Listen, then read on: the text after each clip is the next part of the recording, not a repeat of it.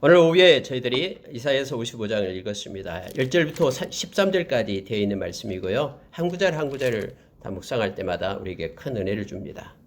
여기서 오늘은 한 5가지, 짤막한 5가지를 나누고 마치도록 하겠습니다. 첫 번째, 여러분 55장 1절과 2절의 말씀을 보면은요, 하나님께서 우리를 부르십니다. 하나님 우리를 부르는데 이렇게 말합니다. 오라 너희 모두 목마른 자들아 물로 나오라. 돈 없는 자도 오라. 너희는 와서 사 먹되 돈 없이 값없이 와서 포도주와 젖을 사라. 하나님은 부르시는데 사람은 핑계를 댑니다. 하나님, 제가 너무 바빠서 못 나가겠습니다. 하나님, 돈이 없어서 못 나가겠습니다. 하나님, 너무나 값이 비싸서 못 나가겠습니다. 포도주와 젖을 사야 되는데 그걸 감당할 수가 없습니다. 이런저런 것을 얘기합니다. 그러나 하나님께서 오늘 우리에게 가르쳐 주는 건 뭐냐면 그거 필요 없다라는 거예요. 하나님께 나올 때 그거 같은 것 아무것도 필요 없다라고 얘기합니다. 그러면서 하나님께서 말씀하신 것은 단지 필요한 게 뭐냐면요, 목마른 자들은 오라라는 거예요. 하나님, 저 목마르지 않습니다. 하나님이 없어도 충분히 살아갈 수 있습니다. 그런 사람들은 부르지 않습니다. 자기가 목말라 하고 나의 구원을 또 하나님이 필요하다고 생각하고 하나님께 도움을 요청하고 하나님을 찾는 자들이 오는 거예요. 하나님을 찾지 않는 자들은 절대로 하나님 앞에 올 수가 없습니다. 왜냐하면 예수님도 우리가 잘 아는 마태복음 11장 28절에서 수고하고 무거운 짐진 자들아 다 내게로 오라 이렇게 얘기했거든요. 예수님 오셔서 그 바리새인들에게 그렇게 얘기했잖아요. 그래서 그렇게 말했죠. 병든 자에게야 의사가 필요하다. 나는 죄인을 부르러 왔다. 그래서 죄인이 아니라고 의인이다라고 생각하는 사람은 예수님 찾지 않습니다. 목마르지 않는 사람, 수고하고 무거운 짐이 없다라고 느끼는 사람, 절대로 우리 주님의 부름에 응답을 하지 않습니다. 그래도 오늘 하나님께서는요, 55장 1절에서 그렇게 말하는 거예요. 목마른 자들 오라라는 거예요. 돈 없는 자들, 그래서 세상에서 뭔가를 누리지 못한 자들 다 오라라고 얘기합니다. 하나님께 와서 하나님은 그 세상이 요구하는 기준 필요 없다라는 거예요. 하나님 앞에서는 누구든지 어떤 사람이든지 남녀노소 또 가난과 빈부귀천 아무런 상관없이 하나님을 찾는 자들, 수고하는 자들, 목마른 자들, 그리고 죄인이다라고 여기는 자들 다 주님 앞에 오라라고 얘기합니다. 그래서 주님으로부터 포도주와 젖을 사라라고 얘기합니다. 포도주는 기쁨을 나타냅니다. 젖은 양식을 나타내죠. 우리 주님께서는 요한복음 6장 35절에서 나는 생명의 떡이다. 내게 오는 자는 결코 줄이지 않는다. 나를 믿는 자는 영원히 목마르지 않는다. 라고 약속하셨어요. 그래서 주님을 찾는 자에게 하나님께서는, 우리 주님께서는 다 이것을 허락해 주심을 우리는 압니다. 그 말씀을 믿고 주님 앞에 오는 겁니다. 여러분, 그래서 이렇게 말씀하는 거예요. 그런데 왜 나에게로 오지 않느냐? 왜 나에게서 참된 양식을 구하지 않느냐? 왜 나에게서 지치고 힘든 그런 참된 쉼을 왜 나에게서 구하지 않느냐? 왜 세상에서 그것을 얻으려 하고 세상에서 그것을 요구하고 찾느냐라고 얘기하는 거예요. 우리 주님이 그렇게 말씀하셨잖아요. 수고하고 무거운 짐지들아 다 내게로 오라. 내가 너희를 쉬게 하리라. 라고 말합니다. 주님 안에만 참된 쉼이 있고 양식이 있다라고 우리에게 가르쳐 주는 거예요. 그게 2절 말씀이에요. 내게 오기만 하면은 말하죠. 근데 너희들이 왜 오지 않느냐? 너희가 어찌하여 양식이 아닌 것을 위하여 은을 달아주며 진짜 양식이 아닌 가짜 모조품 양식을 위하여 막 쫓아가고 너에 있는 모든 것들을 투자하고 그렇게 하느냐라고 얘기하는 거예요. 배부르게 하지 못할 것을 위하여 수고하느냐?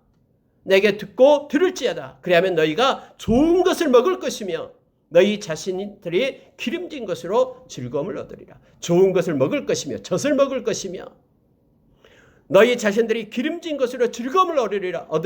포도주를 얻게 될 것이다. 포도주는 기쁨, 즐거움을 얘기하는 거예요. 주 안에만 참된 양식이 있고 주 안에만 참된 기쁨이 있다 라고 말하면서 너희들은 내게로 오라라고 지금 주님은 말씀하고 있는 것입니다. 오늘날 저와 여러분에게도 동일하게 주님은 이렇게 우리를 부르십니다. 주님은 주의 이름을 부르는 자는 반드시 구원에 이른다라고 약속해 주고 있죠. 그래서 우리는 주님께 나가야 됩니다. 그리고 주님이 주시는 것으로 우리가 참 만족을 누릴 수 있다는 것을 성경은 말해줍니다.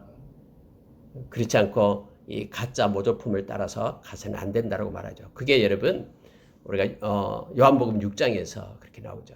요한복음 6장 29절에서 말하죠. 하나님의 일이 뭡니까? 그렇게 막 사람들이 예수님께 물었어요. 예수님께서 그렇게 말했잖아요. 썩어질 양식을 위하여 일하지 말라. 영원한 양식을 위하여 일하라. 하고 말하니까 그럼 영원한 양식이 뭐예요? 영원히 있을 하나님의 일이 뭡니까? 라고 물었을 때 예수님께서는 그가 보낸 자를 믿는 것이 양식이고 그가 영원한 것이다. 그것이 곧 하나님의 일이다. 라고 말하고 있는 거예요. 결국은 여러분 우리가 주님과 동행하고 주 안에서 주님 우리를요 영적인 것뿐만 아니라 육적인 것 다 책임진다고 했습니다. 염려하지 말고 두려워하지 말라. 여러분 마태복음 6장에서 예수님께서 그렇게 말씀하신 것이죠. 왜 너희들은 이방인처럼 무엇을 마실까 무엇을 먹을까 무엇을 입을까 이건 염려와 걱정이죠. 세상에 있는 것. 이거 내려놓고 먼저 그의 나라와 의를 구하면 이 모든 것들 하나님께서 넉넉히 채워준다고 얘기합니다. 공중에 나는 새를 보라 들에 핀 백합화를 보라. 이거 다 하나님이 먹이시고 입히신다. 하물며 너희일까 보냐 하면서 주님을 의지하고 주님께 나오는 자는 결코 줄이지 않고 목마르지 않을 것이다 라고 우리 주님은 약속해 준 것을 보게 됩니다. 동일하게 역시 이사야서 55장에서도 이러한 복음을 우리가 발견하게 됩니다. 여러분 두 번째로 보면은요. 나에게 귀를 기울이라라고 얘기합니다. 처음에는 나에게 나오라라고 얘기하고요. 두 번째는 나에게 귀를 기울이라. 교회는 나왔는데 하나님의 말씀은 선포되는데 하나님의 말씀에 이 마음의 문을 닫고 귀를 닫는 사람이 있습니다. 마치 여러분 고린도후서 4장 그 4절 이하에서 나온 것처럼 하나님의 말씀이 우리의 마음 가운데 떨어져야 되는데 우리 마음 가운데 떨어지기 전에 이 마음이 혼미해져 가지고 하나님의 말씀이 땅에 떨어지지 않는 거예요. 마치 길가에 떨어진 것처럼 돌밭에 떨어진 것처럼 가시떨기에 떨어진 것처럼 그래서 결실이 없어요. 좋은 밭에 떨어지기 위하여 마음이 혼미된 것 이것을 버리고 주의 말씀에 귀를 기울이라라고 얘기합니다. 그리하지만이 영원히 산다라고 지금 성경에 말하고 있는 거예요. 여러분 오직 말씀만이 우리의 마음과 생각을 감찰하고 이것을 살려내는 거예요. 이 말씀만이 날선 검과 같아서 우리의 관절과 골수를 찔러 쪼개는 것은 말씀이에요. 그래서 말씀이 우리 속에 들어와야지만이 이 말씀으로 인하여 우리가 생명을 얻고 변화되고 하나님의 사람으로 온전케 되고 선을 행할 수 있는 능력을 얻게 된다라고 말하고 있는 거예요. 그래서 너는 귀를 기울이라라고 말합니다. 자, 3절에 보십시오. 너희는 귀를 기울이고 내게로 나와 들으라. 그리하면 너희의 영혼이 살리라 라고 말합니다. 우리의 영혼이 살아날 수 있는 방법은 말씀밖에 없어요. 하나님 말씀을 듣는 것밖에 없다라고 말하고 있습니다. 내가 너희를 위하여 영원한 언약을 맺으리니 곧 다윗에게 허락한 확실한 은혜니라. 그 전에 모세에게 허락했던 그런 말씀, 그 계명의 말씀은요. 많은 사람들이 지키지 않았어요. 마음에 두지도 않았어요. 그래서 이제는 새 계명, 새 언약 백성으로 새 계명을 우리에게 준다고 그랬죠. 근데 여기서 말하는 다윗에게 허락한 확실한 은혜, 이게 무슨 뜻이냐면요. 다윗의 자손을 통해서 이 땅에 영원한 구원이 온다라고 다윗에게 약속해 준 게 있어요. 다시 말하면 다윗의 후손인 예수 그리스도를 통해서 이제는 새 언약 백성으로 우리를 세우겠다고 하는 약속이에요. 하나님의 말씀이 살아있어서 우리를 세우고요. 그래서 에레미야서 31장에서 말씀처럼 새 언약 백성은 마음의 말씀을 가지고 있는 사람이에요. 마음의 말씀을 들어서 형식적으로 행동으로만 순종하는 것이 아니라 말씀을 들어서 우리의 마음에 하나님의 법인 말씀을 가지고 살아가는 사람이 새 언약 백성이고요. 그게 바로 예수 그리스도를 통해서 구원받는 하나님의 사람의 모습임을 말하고 있습니다.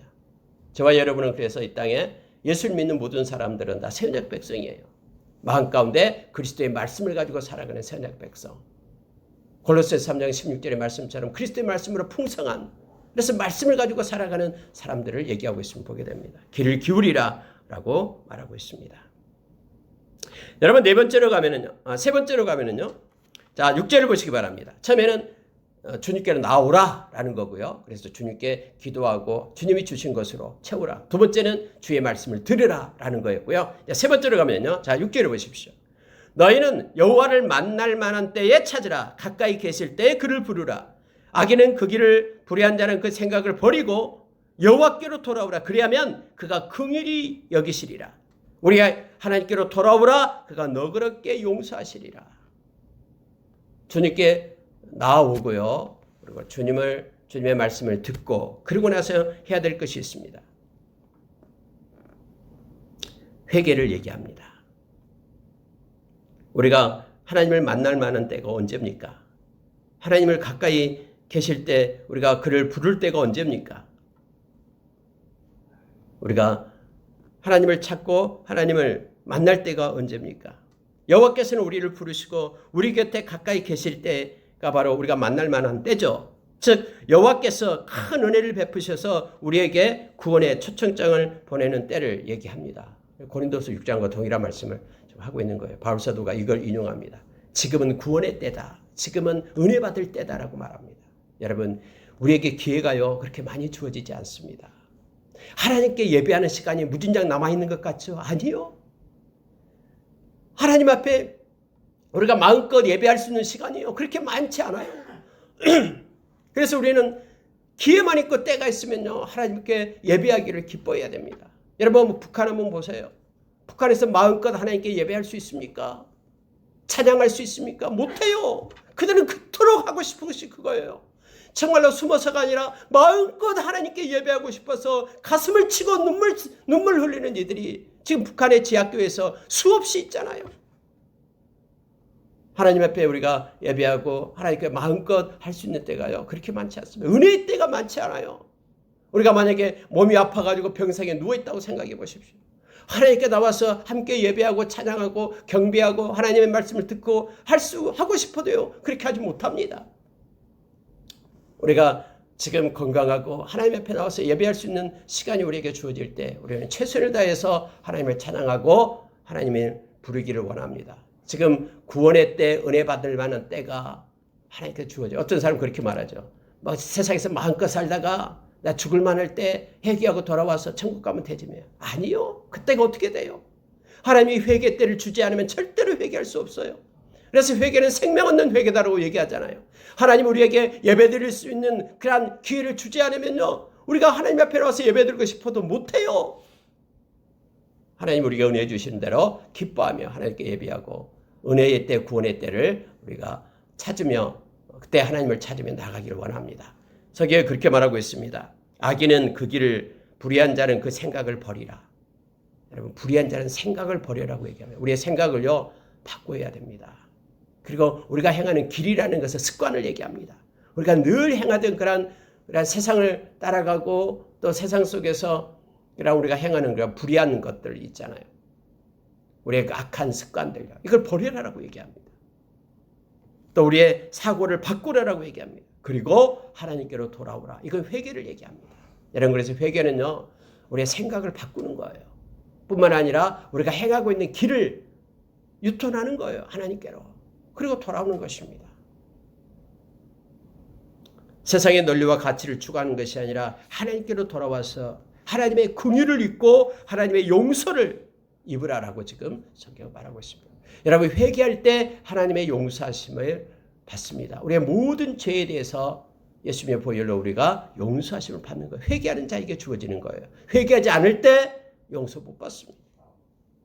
그래서 우리가 처음에는 하나님을 찾고 하나님께 나오고 두 번째는 하나님의 말씀을 듣고 그리고 세 번째는 이제는 마음이 변화되어 하나님께 회개하고 하나님을 가까이 찾고 하는 일이 있을 것을 그렇게 하기를 지금 성경은 요청하고 있음을 보게 됩니다. 여러분 네 번째는요.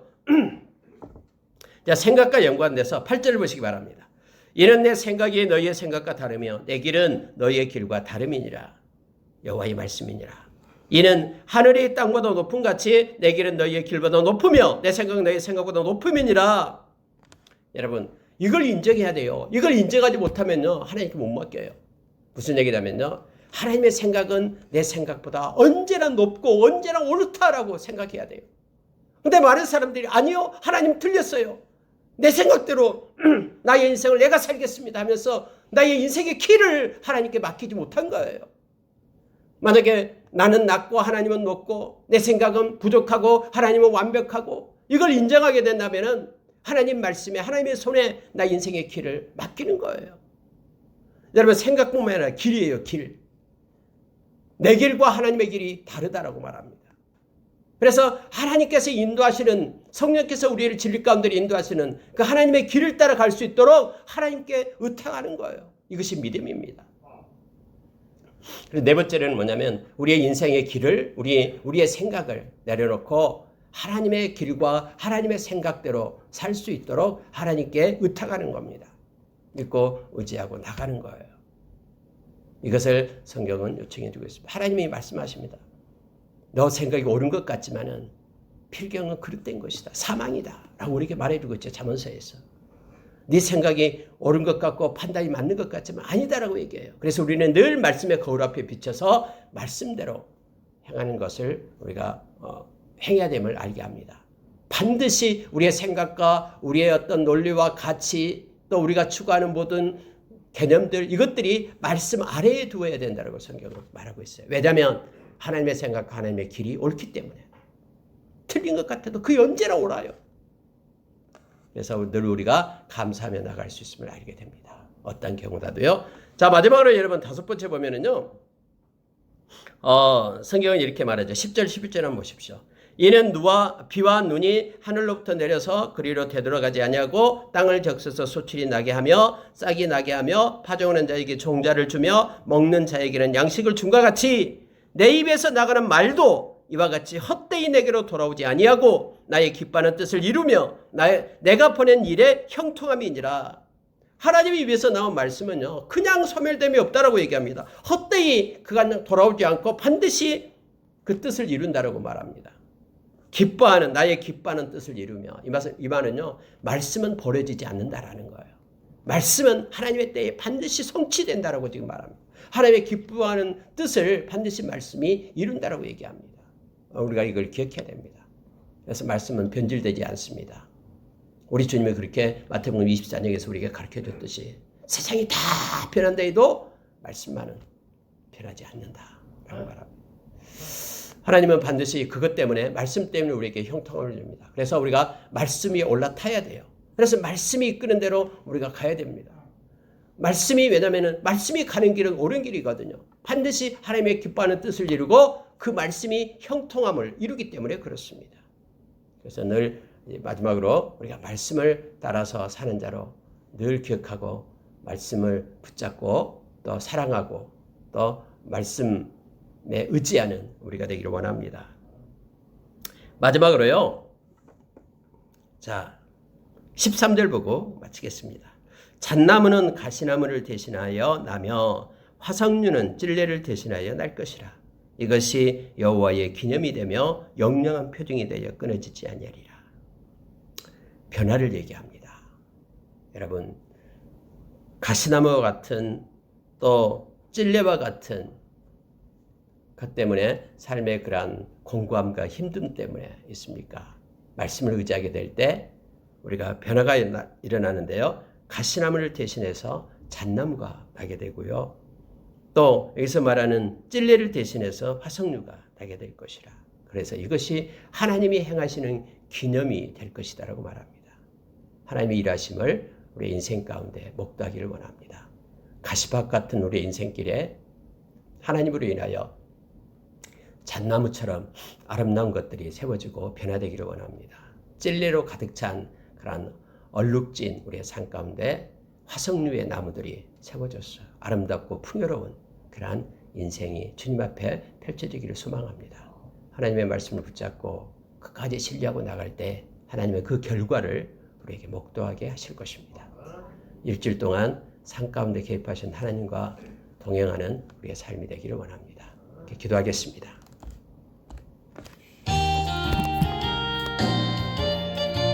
오늘 밤에 저희들이 이사야서 56장을 읽었습니다. 1절부터 12절 말씀까지 몇 구절 되지 않습니다만 오늘 말씀은 우리에게 몇 가지 중요한 것들을 가르쳐 줍니다. 그리고 하나님께서는 오늘 56장 이 말씀을 가지고 예수 그리스도를 통해서 열방이 구원에 이르는 그러한 내용들을 이사야 선지자를 통해서 예언케 하고 또 지금 저희들이 이것이 그대로 이루어졌음을 성취되었음을 보도록 합니다. 여러분 먼저 하나님께서는 이렇게 말씀합니다. 우리에게 요구하고 있는 것이 있다고 얘기합니다. 그게 첫 번째로 56장 1절을 보니까는 이거예요. 정의를 지키며 의를 행하라 라고 말합니다. 특히 공의가 나타날 것임이라 구원이 가까이 왔고 나의 공의가 나타날 것임이라. 그러니 의를 행하라라고 우리에게 말합니다. 특히 여러분, 하나님께서는 공의로우신 하나님이십니다. 공의로우신 하나님이시다라는 건 뭐냐면요, 반드시 심판이 있다라는 뜻이에요. 하나님은 유야무야 무야 이렇게 넘어가는 분이 아닙니다. 하나님은 반드시 그걸 성취하십니다. 그리고 심판을 하십니다. 만약에 하나님 그런 하나님이 아니었다면요, 십자가의 사건도 없었을 것입니다. 왜냐하면은 죄의 값을 하나님께서 묻고 있는 거예요. 그래서 예수 그리스도가 죄의 값으로 십자가에서 못 박히게 하셨거든요. 그리고 그의 의를 우리에게 입히신 거거든요. 하나님께서는 공의의 하나님이에요. 그리고 하나님은 물론 사랑의 하나님이십니다. 이 두 가지 것이 같이 공존하면서 간다라는 거예요. 그래서 십자가를 보면 십자가가 하나님의 공의가 보이고요, 또 하나님의 사랑이 보이는 거예요. 우리를 사랑하신 그 사랑, 그리고 죄의 값을 반드시 물었던, 그래서 심판했던 그런 공의. 근데 하나님께서는 오늘 말씀하시는 게 뭐냐면 지금 때가 가까웠다라는 거예요. 나의 구원이 가까이 왔고 나의 공의가 나타날 것임이라 라고 말씀하시면서 하나님은 의를 행하는 자가 되라라고 말합니다. 우리가 여러분 미가서 6장 8절 이하에도 그렇게 나타나고 있죠. 하나님이 원하는 게 뭐냐 그러면 인애를 사랑하며, 그러니까 사랑으로 행하는 걸 얘기하고요. 또 하나는 이 정의를 행하는 걸 얘기합니다. 정직하게 사는 걸 얘기하고요. 그리고 세 번째로는 겸손하게 하나님과 함께하며 동행하는 것을 얘기하죠. 그래서 여러분 우리 가운데요, 우리가 공의, 의를 행하라, 정의를 행하라, 공의를 행하라, 이 모든 것들을 우리말로 짤막하게 푼다 그러면 정직하게 살아라라는 거예요. 거짓되는 것이 없이, 속이지 말고, 과장되지 말고 이렇게 정직하게 행할 것을 하나님이 요청해 주고 있습니다. 그래서 성경은 정직한 자를 하나님이 기뻐하신다라고 말하죠. 그리고 우리가 코람데오 신앙이 있다라고 말할 때는 반드시 정직을 얘기하는 거예요. 살아계신 하나님이 이곳에 계시기 때문에 우리가 하나님 앞에서 정직하게 행하는 것을 얘기합니다. 여러분 이것도 습관이 됩니다. 항상 우리가 삶 가운데 이렇게 거짓말을 하는 사람은 계속해서 습관화돼가지고 그렇게 거짓말을 하는 거예요. 우리가 여러분 거짓말이 나올 때 입을 막아야 됩니다. 왜냐하면 그 거짓의 아비가 사탄이죠. 언제나 거짓으로 얘기합니다. 그래서 우리는 정직하고 정의고 정의를 행하고 의를 행하는 자를 우리가 서야 된다는 걸 기억해야 됩니다. 아무도 없다 할지라도 그곳에 하나님이 계십니다. 그래서 우리가 하나님 앞에 서 있기 때문에 정직하게 행한다라는 것이 곧 신앙 고백이 되는 거예요. 그래서 하나님이 기뻐하는 거예요. 나를 향한 내가 살아있다라는 것을 네가 삶으로 보여주는구나. 이것이 바로 정직이다라는 걸 알게 합니다. 두 번째 여러분 우리에게 말하는 것은요. 자, 2절부터 나타내는 건데 보십시오. 안식일을 지켜 더럽히지 아니하며 그의 손을 금하여 모든 악을 행하지 아니하여야 하나니 이와 같이 하는 사람, 이와 같이 굳게 잡은 사람은 복이 있느니라 하면서요. 여기서 안식일을 지켜라. 그리고 손을 금해서 악을 행하지 말라. 라고 말합니다. 또 4절에도 보니까 여호와께서 이와 같이 말씀하시기를 나의 안식일을 지키며 내가 기뻐하는 일을 선택하며 이렇게 되어 있죠. 그리고 그 2절부터 계속해서 6절까지 말씀을 보면은 이제 나타나는 것이요. 안식일을 지키는 것, 또 여러 가지 악을 행하지 않는 것. 4절에 다시 한번 보십시오. 여호와께서 이와 같이 말씀하신 나의 안식일을 지키며 내가 기뻐하는 일을 선택하며 나의 언약을 굳게 잡은 고자들에게는 이렇게 되죠. 언약을 굳게 잡는다. 말씀을 지킨다. 이걸 얘기합니다. 여러분 여기 안식일이 나오는데 오늘날 저와 여러분은 우리가 안식일을 지금 지키고 있는 것이 아니죠. 저와 여러분은 지금 주일을 지키고 있는 것이죠. 근데 이거에 대해서 자꾸 우리가 헷갈릴 수가 있습니다. 그래서 잠깐 말씀을 드리고 갑니다. 여러분 모세 율법이 나올 때 우리가 출애굽기 20장에 보면은 안식일에 대한 내용이 나옵니다. 안식일을 지켜 그날을 거룩하게 하라라고 말을 합니다. 우리가 4계명에 나오겠죠. 10계명 중에서요. 그런데 그 이유를 얘기할 때 하나님께서 6일간 천지를 창조하시고 7일째 되는 날 쉬셨기 때문이다라고 말합니다. 그래서 하나님이 천지 창조에 대해서 감사함으로 일곱째 날은 쉬면서 천지를 창조하신 하나님을 생각하고 거룩하게 지낼 것을, 일하지 말고 지낼 것을 얘기하고 있죠. 네, 여러분 이것이 신명기서 5장에 와보면 5장에도 이제 10계명이 나오는데요. 그게 좀 달라집니다. 신명기서 5장에서 이 10계명 중에서 4계명을 얘기할 때는 안식일을 지켜요. 그날을 거룩하게 하라고 얘기하면서 그 이유를 얘기할 때 너희들을 하나님께서 애굽에서 건져냈던 하나님을 기념하기 위해서 안식일을 지키라라고 얘기합니다. 다시 말하면 이런 거예요. 그러니까 그 애굽에서 종로로 타는 그들, 자유가 없고 종으로서 살아야 될 그들을 해방시켜가지고 하나님의 자녀가 되었기 때문에 안식을 얻었다라고 말하는 거예요. 그래서 그 안식일을 그들을 해방해서 하나님의 자녀 삼은 것에 대해서 그러한 것을 기억하면서 안식일을 지켜라라고 얘기합니다. 근데 여러분 우리가 잘 아는 골로새서의 신학으로 넘어오면요. 하나님께서 우리 주님이 그렇게 얘기했죠. 우리 주님이 왜 십자가에 못 박혀 죽으셨습니까? 안식일을 안 지켰다고 죽은 거예요. 안식일 날 일했다고, 안식일 날 병자를 고쳤다라고 그렇게 많은 바리새인들이나 또 이스라엘 대제사장이나 예수님이 십자가에 못 박혀 죽은 이유가 두 가지가 있다고 얘기하죠. 안식일을 지키지 않았기 때문에 죽은다라는 거고요. 또 하나는 하나님의 아들이다라고 했기 때문에. 그렇죠. 근데 예수님께서 뭐라고 얘기했습니까? 안식일의 주인은 나다라고 얘기합니다. 그러면서 안식일에 일하면서 왜 안식일을 일합니까? 라고 막 얘기할 때 예수님이 이렇게 말합니다. 아버지가 일하니 나도 일한다라는 거예요. 여러분 천지를 창조할 때의 그 사역은 이미 6째 날까지 창조하고 7째 날 하나님이 쉬셨다고 말하는데요. 구원의 사역은 언제까지 계속되냐면요. 우리 주님 다시 오실 때까지 구원의 사역은 계속되는 거예요. 그러니까 아버지가 일하니 나도 일한다라고 말씀하실 때 예수님께서 그렇게 말씀하셨다는요. 이 구원의 사역은 아직 끝나지 않았다라는 거예요. 우리 주님이 이제는 재림에 오실 때 그때야 이제 모든 것이 심판나고 끝나는 거예요. 그리고 여러분 그러므로 인하여 우리가 골로새서에 보면 이렇게 얘기합니다. 안식일 때문에 많은 사람들이 너희를 폄훼하지 못하도록 그것 때문에 너희들을 갖다 다른 사람들이 지적하고 그것 때문에 너희들이 그 혼란을 겪지 말게끔 성경은 그렇게 말해주고 있는 것이죠. 다시 말하면 이거예요.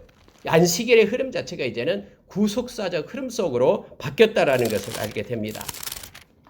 그래서 여러분 예수 그리스도로 인하여 우리가 영원한 안식을 얻게 된 거예요. 예수 그리스도가 아니면은 우리에게는 안식이라는 게 있을 수가 없습니다. 그래서 예수님이 부활함으로 인하여 우리가 영원한 안식을 누리게 된 것이에요. 그러므로 인하여 오늘날에는 우리가 예수 그리스도 때문에 영원한 안식을 얻었다라고 우리가 믿고 있습니다. 예수님이 부활함으로 인하여. 그래서 예수님이 부활하신 날 우리가 영원한 안식을 얻었다라고 해서 우리가 그 부활날, 부활절날, 그 부활하신 그 주일날 예수님 옆에 나와서 구원의 감사의 예배를 드리는 거예요. 여러분 매일매일 우리는 예배할 수도 있습니다. 꼭 주일날 예배하는 게 아니라 우리는 이미 구원받은 하나님의 백성으로서 영원한 안식에 들어간 하나님의 백성인 거예요. 그래서 우리가 하나님께 예배 드리는 거예요. 근데 우리가 부활해서 영원한 안식을 얻었다라고 하는 한 날을 갖다 이렇게 정해서 우리가 주일날 모여서 우리 믿음의 선진들이 그렇게 예배를 해왔기 때문에 우리도 역시 우리 주일날 우리에게 영원한 안식을 주신 우리 주님께 감사하며 하나님께 경배하는 날로 정하고 있는 거예요. 그래서 우리가 구약에서 안식일을 얘기할 때 이것이 신약에서 주일날로 이걸 생각하면서 보면 됩니다. 근데 많은 이단들은 이것 가지고 막 말합니다. 성경이 봐라. 안식일을 기억하여 그날을 거룩하게 하라라고 얘기했는데 왜 안식일 토요일날 지키고 있지 않냐? 라고 말하는 이들이 있습니다. 그들은요, 우리 주님의 십자가를 무시하는 거예요. 예수님이 십자가에서 우리에게 영원한 구원을 주셨다라는 사실을 믿지 않는 거예요. 그래서 언제나 그들은 구약 속에 지금 속해 있는 것입니다. 여러분, 구약에 나타난 모든 것들은요, 그 결과가 결국 신약에 와서 예수님을 통해서 다 성취되거든요. 예수님이 그렇게 말씀했거든요. 이 율법의 모든 것은 내가 완성했다. 예수님을 통해서 다 율법의 모든 것들이 성취되고 이루어진 겁니다. 구약에 나타난 것으로는 절대로 구원이라는 게 없어요. 구약의 율법을 통해서는 구원이라는 게 없습니다. 단지 그걸 하면 복을 받을 수는 있을지 모르지만 구원은 예수 그리스도 안에밖에 없습니다. 그래서 우리가 이걸 혼동해서는 안 됩니다. 막 하나님의 교회들은 무슨 유월절을 지키니 또 뭘 하니 말하고 있죠. 근데 여러분 특히 안식일을 막 얘기하고 할 때 우리는 주의해야 됩니다. 우리는 예수님 때문에 영원한 안식을 얻었어요. 그래서 모든 게 다 안식일이에요. 월요일도 안식일, 화요일도 안식일, 수요일도 안식일, 주일도 안식일. 우리는 다 그게 안식일이 되는 거예요. 예수님 때문에요. 그래서 이 개념을 우리가 붙잡고 있어야지만 흔들리지 않습니다. 여러분 여기서요. 이제 안식일을 지켜 더럽히지 말라 이 말은 결국 뭐냐면은 말씀을 지키는 자가 되라라는 거예요. 그리고 악을 행하는 자가 되지 말라라고 얘기합니다. 그런데 한번 보십시오. 성경에는 이렇게 말하고 있어요. 자, 모세 율법의 핵심인 십계명에서 안식일을 지키라라는 이러한 것은 종교 의식적인 요구죠. 근데 살인하지 말라, 도둑질하지 말라, 뭐 간음하지 말라 이런 것들은 도덕적인 요구죠. 근데 십계명을 보면 이 도덕적인 요구 앞에 종교 의식적인 그런 요구가 먼저 오는 거예요. 그래서 여러분요, 여러분 그 기독교가요, 그냥 도덕 종교가 아니에요. 어떤 사람은 최고의 선이 사람이 윤리적으로 도덕적으로 행하는 것이 최고의 삶이다라고 말하는 사람이 있는데 그건 잘못된 거예요. 기독교는 뭐냐면요, 그가 뒤따라 당연히 오는 거예요. 다시 말하면은 구원이 먼저다라는 거예요. 생명이 먼저고 구원이 먼저인 거예요. 이 땅에서 막 선한 일하고 누구 도와주고 구제하고 이게 먼저가 아니라 생명 얻는 것이 먼저다라는 거예요. 그래서 어떤 사람은 막 삶을 통해서 판단하잖아요. 저 사람은 뭐 예수 믿는 자고 저렇게 착한 일도 안 하고 다른 사람은 예수도 안 믿고 절에 다니는데 저렇게 막 착한 일들 많이 하고. 그러니까 착한 일하고 도덕적인 것하고요, 구원을 얻는 건 또 별개의 문제예요. 근데 우리가 중요한 게 뭐냐면은 물론 이제 예수 믿고 구원을 얻고 착한 일 하면 좋겠죠. 그런데 도덕적인 것이 앞서지 않는다라는 거예요. 반드시 우리는 구원이 먼저고 생명이 먼저입니다. 그래서 아무리 억만진창인 그런 사람이라도 산 가운데 그렇게 도덕적으로 그렇게 깨끗하지 못한 사람이라도 그가 회개하고 돌아와 하나님 앞에 돌아와서 생명 얻는 것이 그 먼저다라는 걸 우리가 기억해야 돼요. 그러고 날 때 자연스럽게 이제 삶도 윤리적으로 도덕적으로 바꿔지겠죠. 선한 일을 하는 모습으로 바꿔져요. 막 선한 일을 해야지만이 내가 구원 얻는다. 이건 아니에요. 구원을 얻었기 때문에 나의 삶 속에서 감사함으로 내가 선한 일을 하는 것은 뒤따라오는 것이죠. 그래서 우리가 이걸 기억해야 됩니다. 주일날로서 예배 드리는 것도 마찬가지예요. 내가 주일날로서 예배를 드려야지만 내가 구원 얻는다. 아니요. 성경이 이렇게 말하고 있는 내용이 없어요. 내가 이미 구원받은 자이기 때문에 주님 앞에 나와서 내가 영원한 안식을 얻은 자이기 때문에 감사해서 하나님께 예배 드리는 거예요. 그래야지만이 우리에게 즐거움이 있죠. 만약에 뭔가를 해야 되기 때문에 도덕적으로 뭔가를 살아야 되기 때문에 그래야지 구원을 얻는다 그러면은 그런 핍박과 억압 속에서 어떻게 삽니까?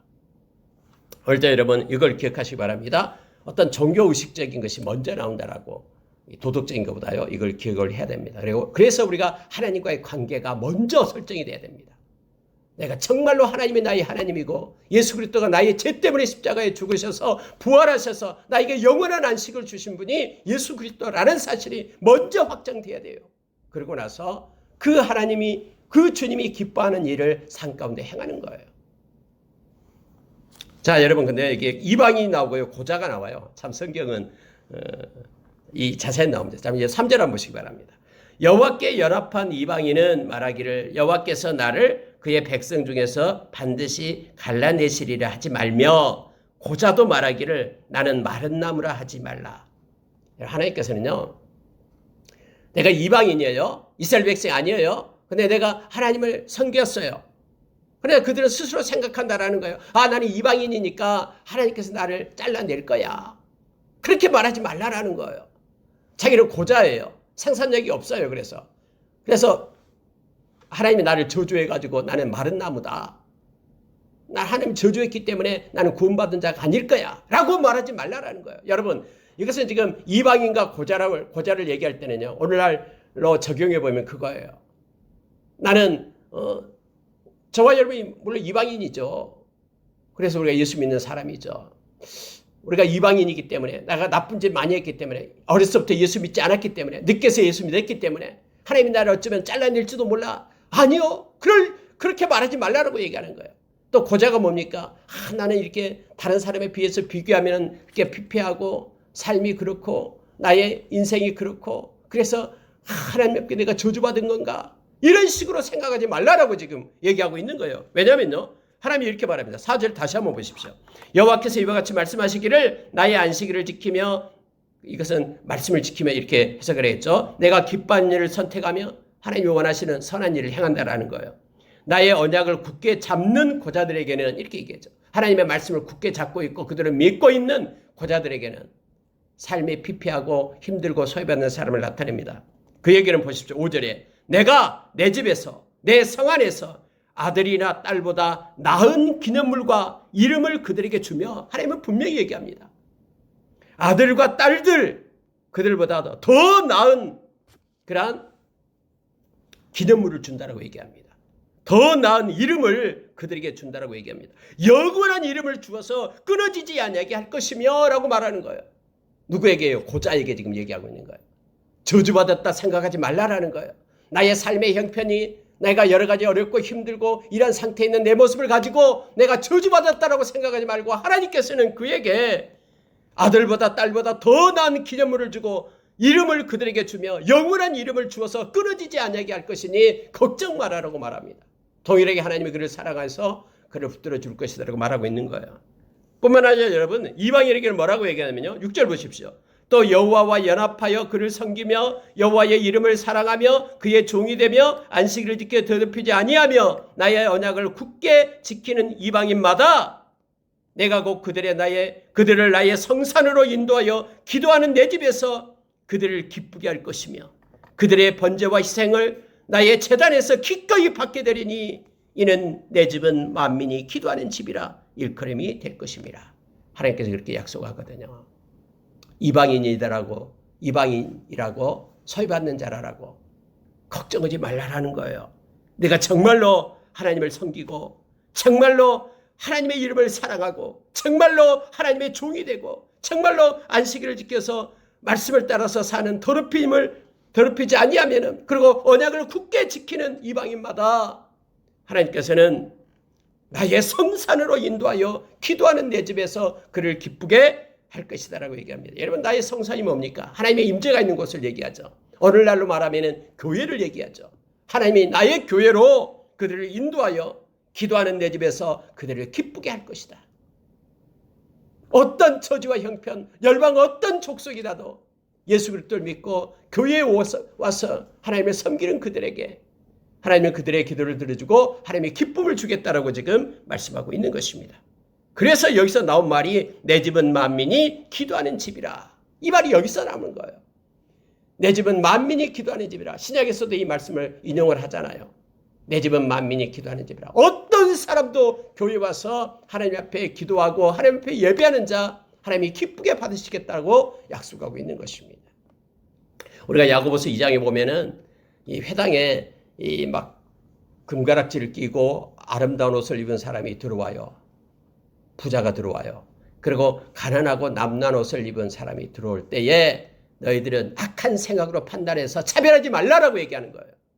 이게 좋은 자리에 앉으소서 하고 이게 너는 아무 데나 앉거나 내 발등상 밑에 앉으라라고 얘기하면은 악한 생각으로 판단하는 것이 아니냐라고 하나님께서 말씀하십니다. 특히 교회에서는요. 그 누구나 가난하든 부유하든 많이 배웠든 적게 배웠든 모든 사람이 다 동등하게 소중한 존귀한 분이라는 것을 우리가 기억해야 됩니다. 왜냐하면 우리 주님께서 동일하게 생명을 주어서 산 소중한 존재잖아요. 그래서 여러분 이방인이든 고하든 아니 고자든 이게 고자 이방인이든 고자든 하나님을 믿는 그들에게는 동등하다라고 하나님의 보호하심 속에 있다라고 지금 성경은 말해주고 있습니다. 여러분 자 10절 보고요. 12절 보고 마칠게요. 자 10절 한번 보시기 바랍니다.